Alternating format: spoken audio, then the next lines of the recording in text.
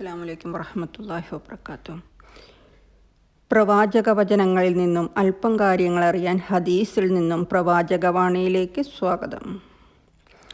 മുസ്ലിം ഉദ്ധരിച്ച ഹദീസിൽ പ്രവാചകൻ സല്ലല്ലാഹു അലൈഹി വസല്ലമ ഇപ്രകാരം പറയുകയുണ്ടായി: ആരെങ്കിലും ഇസ്ലാമിൽ ഒരു നല്ല മാർഗം ആരംഭിച്ചാൽ അതിന് അദ്ദേഹത്തിൻ്റെ പ്രതിഫലവും പിന്നെ അത് പിന്തുടരുന്നവരുടെ പ്രതിഫലവും ലഭിക്കും, അവരുടെ പ്രതിഫലത്തിൽ ഒന്നും കുറയാതെ.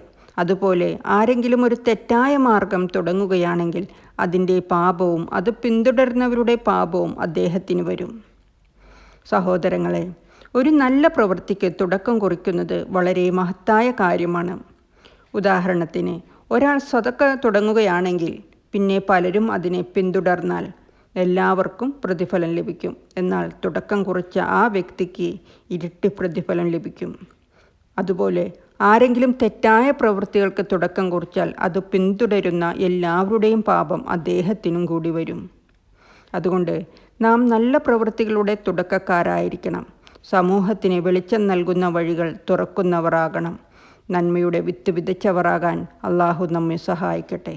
അസ്സലാമു അലൈക്കും വറഹ്മത്തുള്ളാഹി വബറകാതുഹു.